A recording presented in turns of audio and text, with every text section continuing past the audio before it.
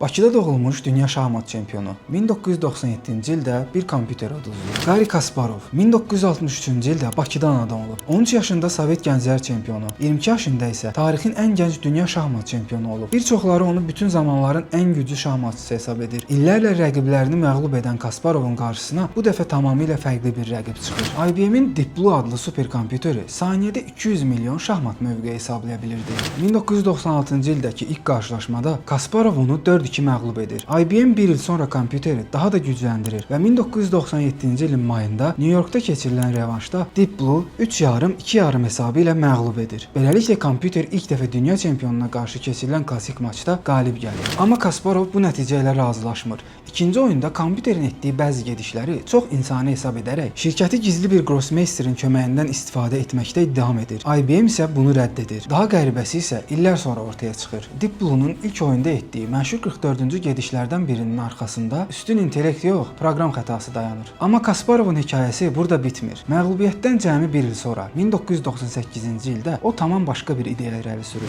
Advanced Chess. Bu dəfə insan və kompüter rəqib yox, komanda idi. Nəticədə 2005-ci ildə keçirilən turnirdə orta səviyyəli iki həvəskar adi kompüterlə həm dünya çempionlarını, həm də ən güclü superkompüterləri məğlub etdi. Kasparov bu modeli Centaur adlandırdı. Yəni yarı insan, yarı maşın əməkdaşlığı. Beləliklə Kasparov təkcə kompüterə uduzan ilk dünya çempionu kimi tarixə düşmədi. O həm də məğlub olduğu rəqiblə işləməyi öyrəndi. Bu gün süni intellektlə işləyəndə sən də bir Centaur olursan.